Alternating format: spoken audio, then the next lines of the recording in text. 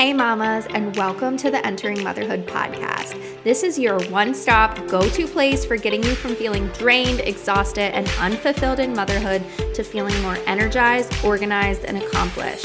That's the vision I continue to navigate towards, and that's the vision we are sharing with you, focusing on holistic alternatives and restructuring your mind, body, and soul from the inside out. I'm your host, Sarah Marie Bilger, a wife, mom of two, mechanical engineer, VBAC mom, and doula, serving mamas through pregnancy, birth, and postpartum. If you're here for this, if you're as pumped up as I am and searching for that fire that you know is deep inside of you, then let's go. Let's uncover what it truly means to enter motherhood. You are a rock star. I believe in you. Let's doula this. Let's crank it up a notch and let's kick it into high gear together. Hey mamas, welcome to another episode of Entering Motherhood. Today, we are peeling back the layers of motherhood and really discussing the challenges, the triumphs, and those moments that really define us. And our guest, Danielle LaShawn, takes us on her personal journey from feeling very suffocated as a stay-at-home mom to ultimately discovering the power of self-permission and self-discovery and her pursuit of what it meant to truly bring joy into her life and what that looked like. So get ready for insights, inspiration, and a few surprises along the way. So this episode is one you won't want to miss, and really just get cozy and get comfortable, pop in those headphones or, get in your car, wherever you're listening to this, and get ready to embark on this empowering story from Danielle and really everything that she has been doing and creating and all the things that she has explored as she has entered motherhood. I know that you'll enjoy this episode so much because the conversation is just so deep and talks about every aspect of motherhood that you can think of. And what's really cool is we go beyond that initial entering motherhood stage and we talk about what's next to come, and not in a way of, oh, you just wait until this, but really start to think about what's to come and how we can be working towards that now. Hello and welcome to Entering Motherhood. I'm so glad to have you here today and get this conversation started. So how about you go ahead and introduce yourself for our listeners? Of course. So I am Danielle McKnight, or Danielle LaShawn if you follow me on YouTube or TikTok. And I am a content creator. I'm a new author. My book is called Make a Deposit, A Guide to Rebuilding Your Identity and Finding Fulfillment After Having Kids. And I'm also a wife and mother of four. Awesome. So how old are all of your kids? Oh, wow. Okay. So I have a 16-year-old, a 12-year-old, a 9-year-old, and a 5-year-old. Awesome. And how long have you been married? We've been married for 10 years. Sorry, we just had our 10th anniversary, 10 years. Awesome.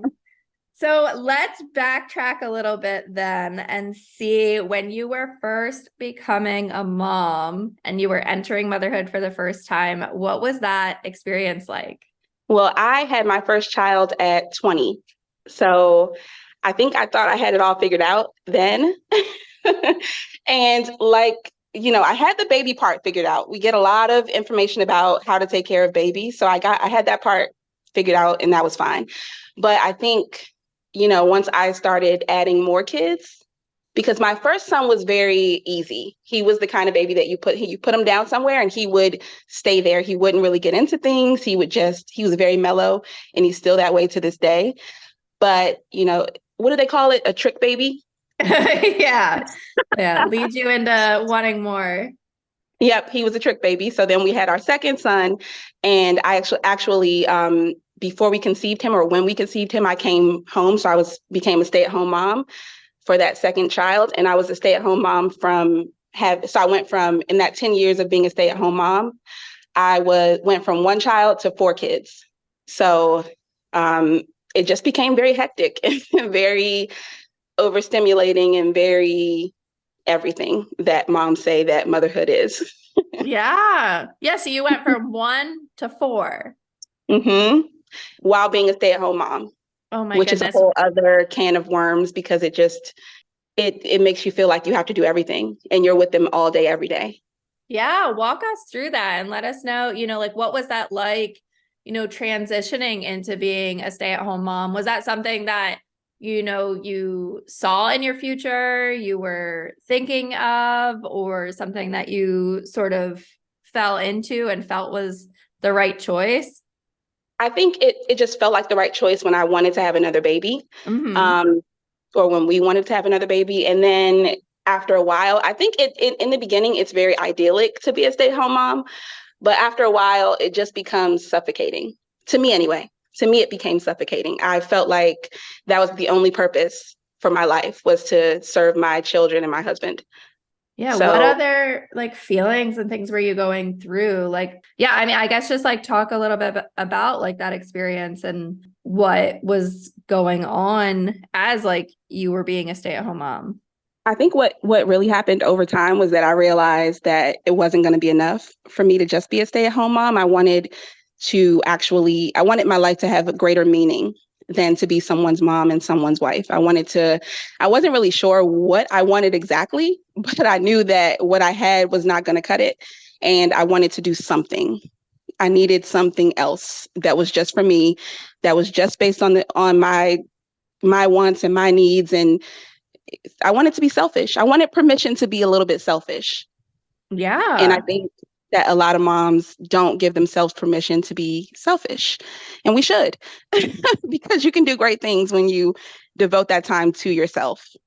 Yeah. What was that kind of like? Like maybe talking to other mom friends or family or other friends in general or your husband and really saying, like, I want something more, or I want to seek other, options, or I want to, work outside the house, or I want to pursue something. Like, what was kind of going on there that you felt this desire to have that greater meaning.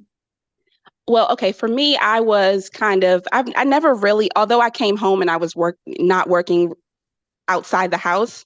I had done different things and started different businesses from home. So I started a candle making business on Etsy. I started a paper goods business on Etsy. So I was selling like cupcake toppers and things like that. I'm very creatively driven, so I have to be doing something creative all the time, or I just feel like I'm not living.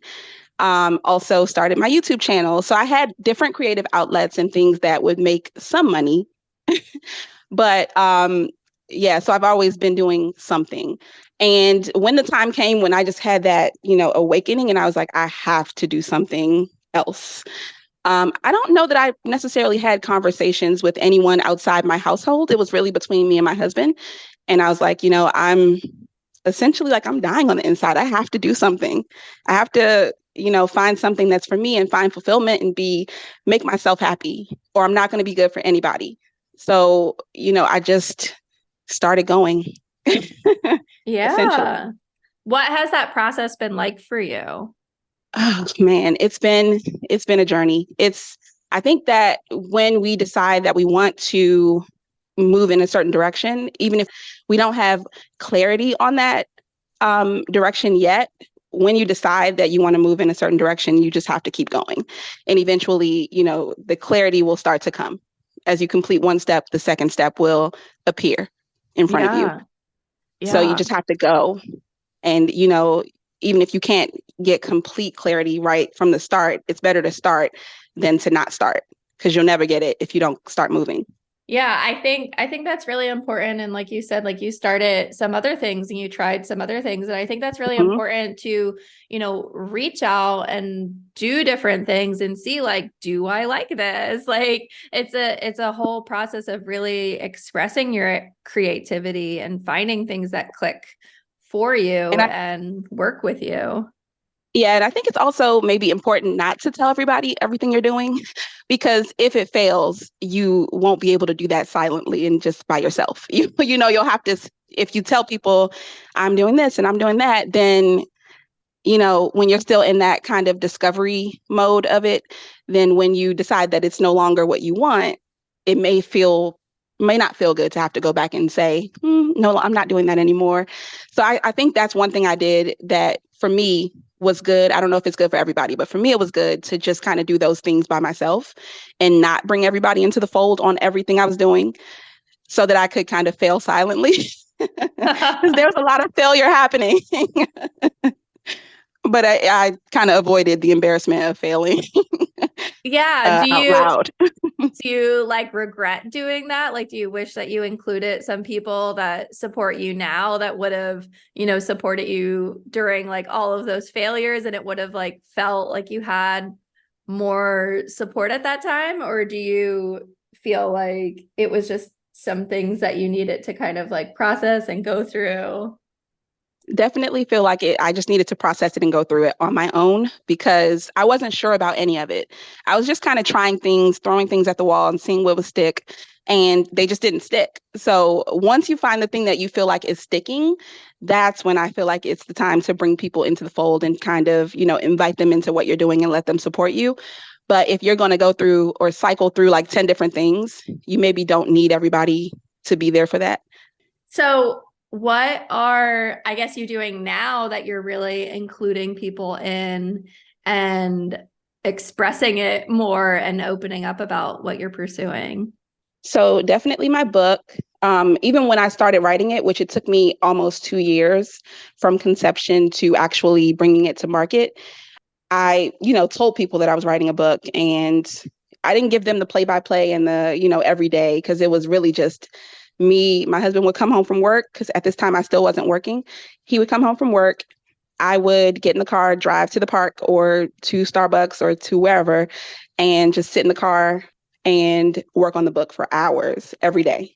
And I would also wake up in the morning and work on the book. So it was like my whole life revolved around the book at that time. So there really, really wasn't much to share updates wise, other than I was writing a book. And I continued to make YouTube videos, and I would kind of, bring the audience into some of the things I was doing with the book, if there was anything exciting happening. But most of the time it was just writing. So there really wasn't like a ton to share. But Yeah. if you're doing something that is, where you're going to have more frequent updates, then definitely, you're going to want to bring people into the fold and let them support you. Yeah. So, you had mentioned like, you felt very prepared for the baby stage.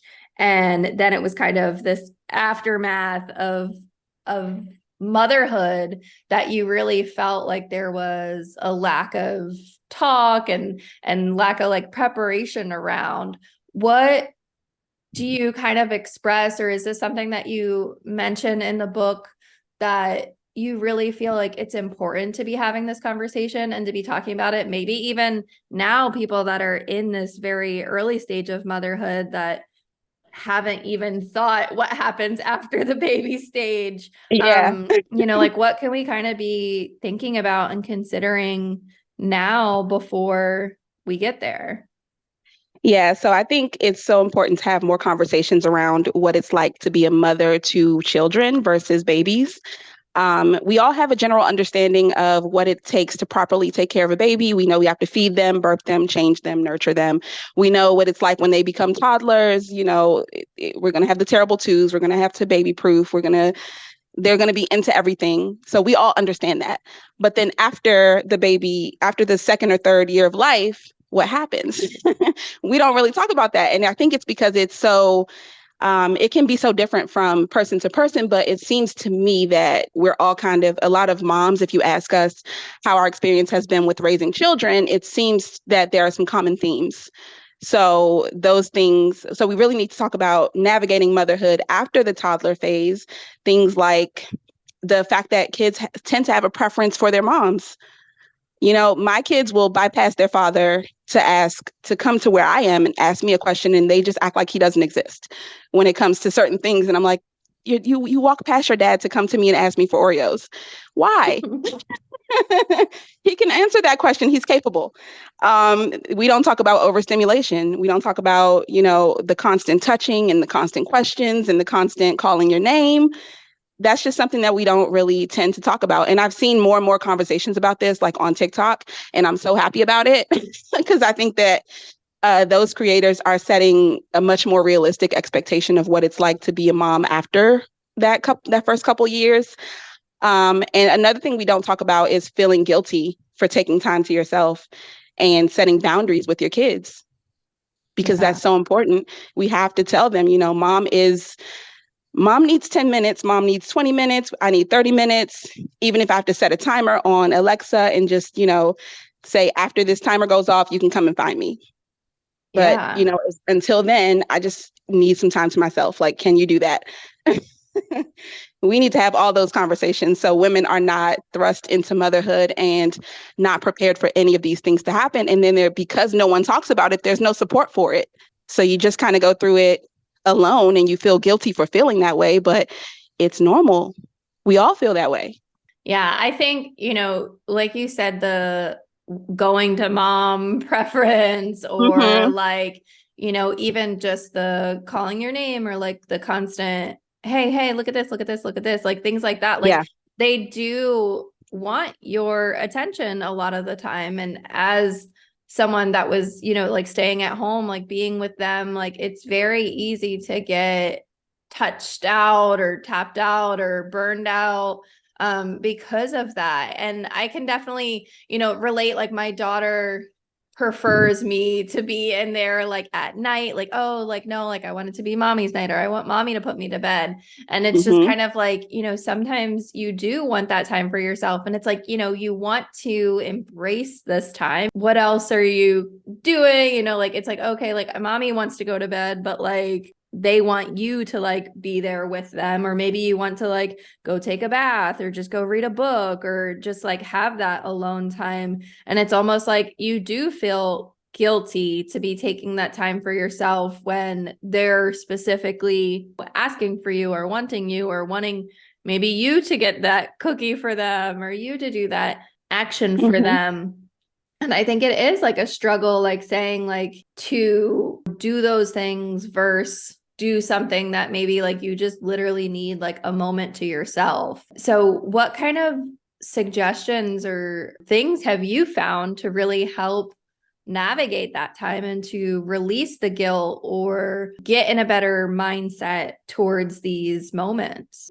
Yeah, so it's interesting. I was having a conversation with my cousin a couple days ago, and she was saying, I just feel so burnt out. I'm so tired. I just don't have any time for myself. I want to do things. And her kids are both 9. So they're not older, but they're, old enough to do some things for themselves. So in that conversation, I was telling her some of the things that I do is she was saying that her daughter wants to start making bead bracelets. So I was like, well, and she promised her she would do the shopping with her. So I'm like, well, give her the computer, let her, go through all of the bead shopping on her own, add some things to the cart, and then set a 20, 30-minute timer for you guys to go through what's in the cart and kind of decide what to buy. Empower her to do things on her own.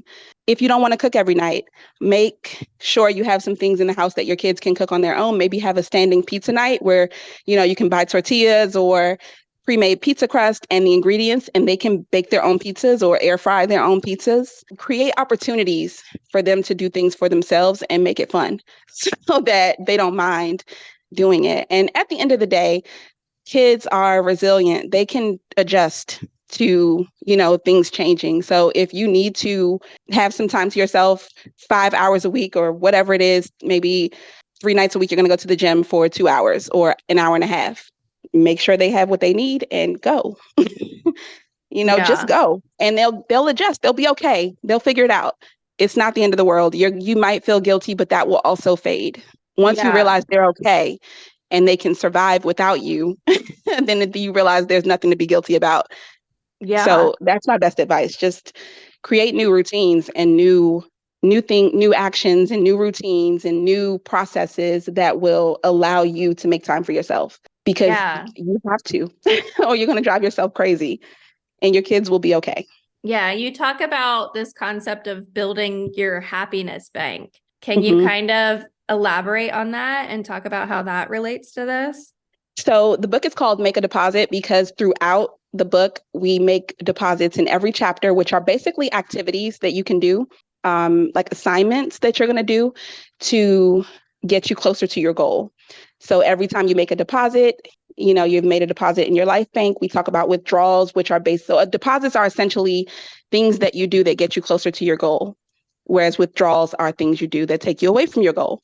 And both are important because you can't make deposits all the time or you will not have any fun because typically deposits are not the things that are fun, they're the things that are necessary. Withdrawals are typically the things that are fun. So you need a balance of both, but you need to be making more deposits than withdrawals, similar to a bank account. You have to make deposits so that when you make a withdrawal, it doesn't bankrupt you. What are some real life examples that you kind of did that really inspired you to create this concept? So for me, one deposit that I made consistently was writing when I was creating the book. So I would set that time apart, or my kids are also homeschooled, so I can kind of control when they are up and working. So I would let them sleep in. And I would be up in the morning writing, and then I would, go through the whole day of activities and make sure dinner was cooked before my husband got home, or let him order pizza or whatever.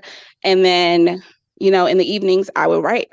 I created systems that would allow me to focus on what I needed to do. I could write or I could edit in the morning. And those were my deposits for probably almost 2 years. And then just, the other things that go into writing a book as we, went through the process of actually doing it with the publisher. But yeah, I mean, I think another system that created in the book was, and in real life, was around fitness, health and fitness. So I created a spreadsheet that I could kind of keep track of what I was eating or how many calories I was eating per day, how many workouts I'd done, how many calories I burned, and kind of check off every day that was successful and count that as a deposit. And every day that was not successful, count that as a withdrawal. Once you track things, you create systems and processes, and then you track your progress, it really allows you to see, okay, this is where I can improve. This is what I could be doing better. And then you're able to fine tune it to create the results that you want. What has been your favorite part of the whole process of writing the book? Um, I think cover design was probably the most fun part because it just creates a visual representation of all your work. So I think that was probably the most fun for me in the book Yeah. writing process.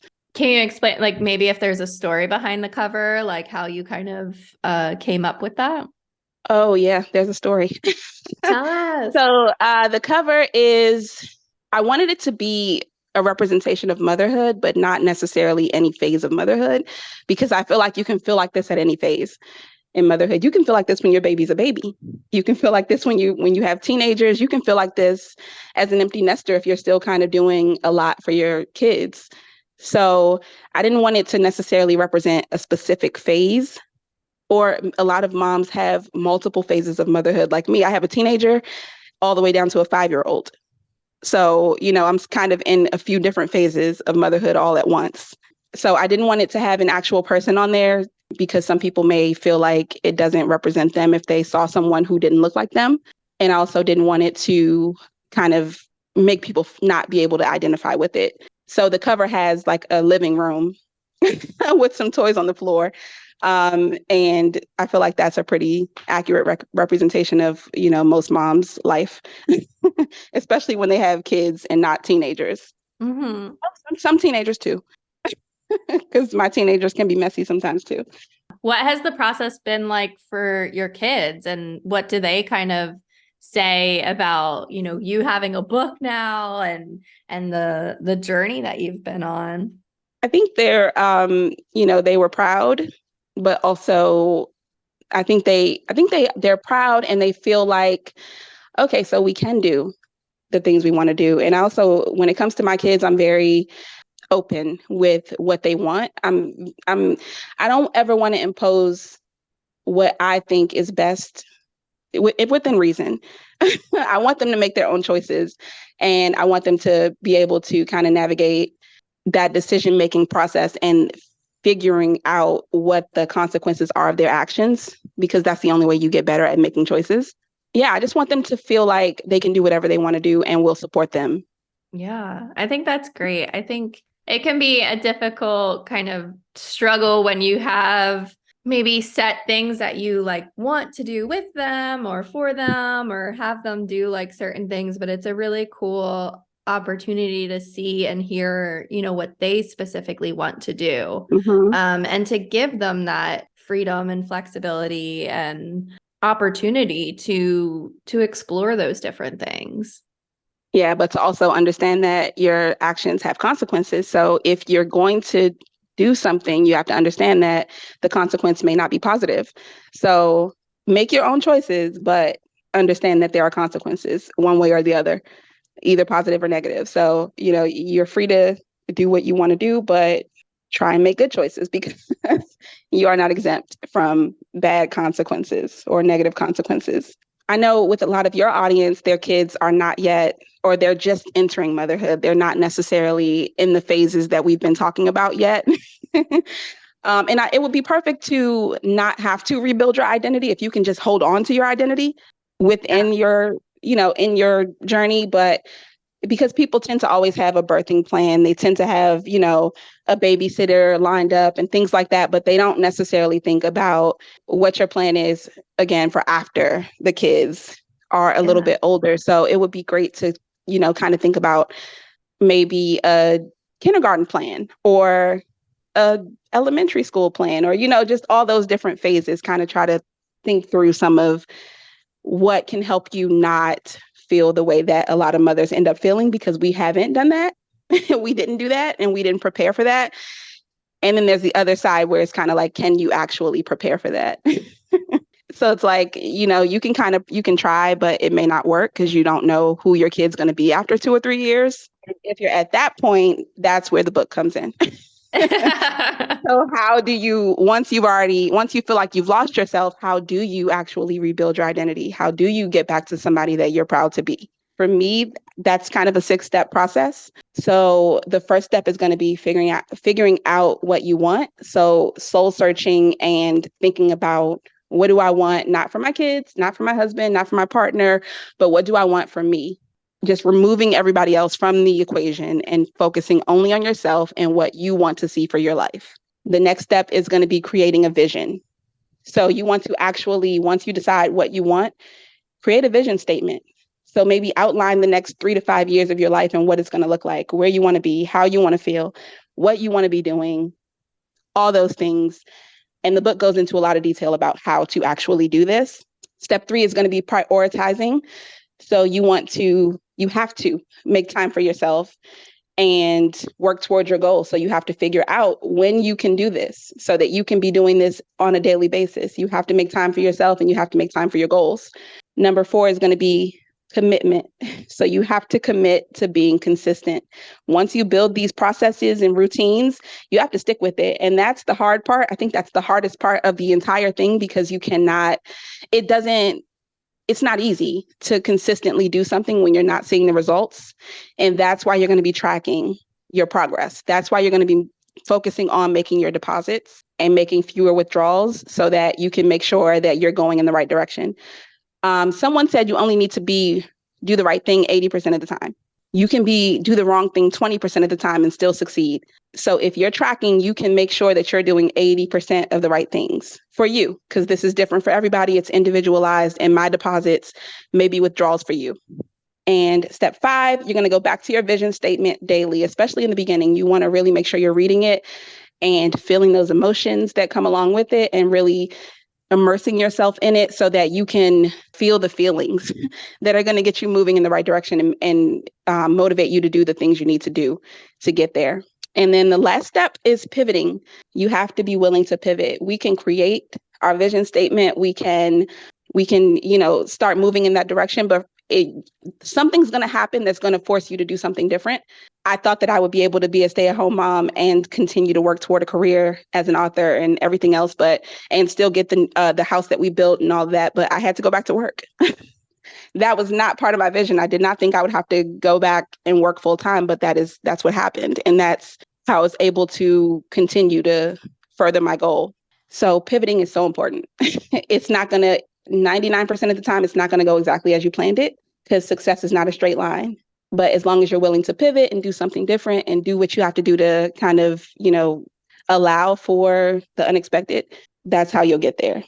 Yeah, I think that pivoting portion is such an important part because, you can still, like you said, success is not a straight line. Like you can still get to your end goal. You can still get to where you want to go, but maybe it's just a different route or it's a different, way than you thought it might be. And I think remembering to hold on to what that goal is and why you want that Mhm. and why you originally, sought that out. And it's okay to also like change your mind if it's something that you don't want to pursue anymore, but it's more so, like, are you saying like, oh, this didn't go exactly how I wanted it to go, so like let's just toss it away? Or is it like, no, I really want this to still be my goal, how can we get there in a different way, or what is a different route, or how can we go about this to still get that same goal? And I think like understanding that that's part of it, that it's Mhm. like going to happen,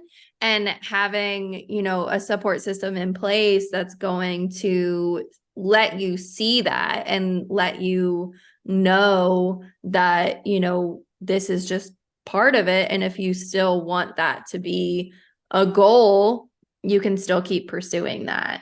So what was something maybe when you were having doubt or having a hard time seeing like another way or another option, like you said, like you had to go back to work, what was kind of going through your mind and what really allowed you to hold on to your initial goal?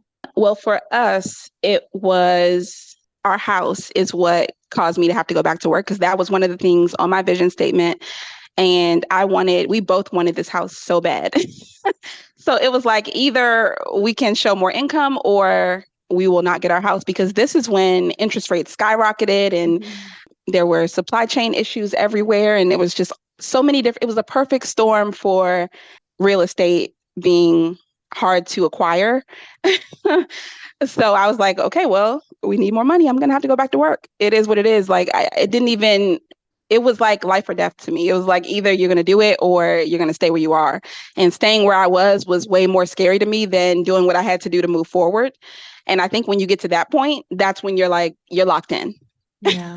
Once you get to the point where you're more afraid of staying the same than you are of changing, that's when you're going to change and you're going to do whatever you have to do to change. So where are you at now? What do you have, looking into the future? What are some of your current goals and what you're going for?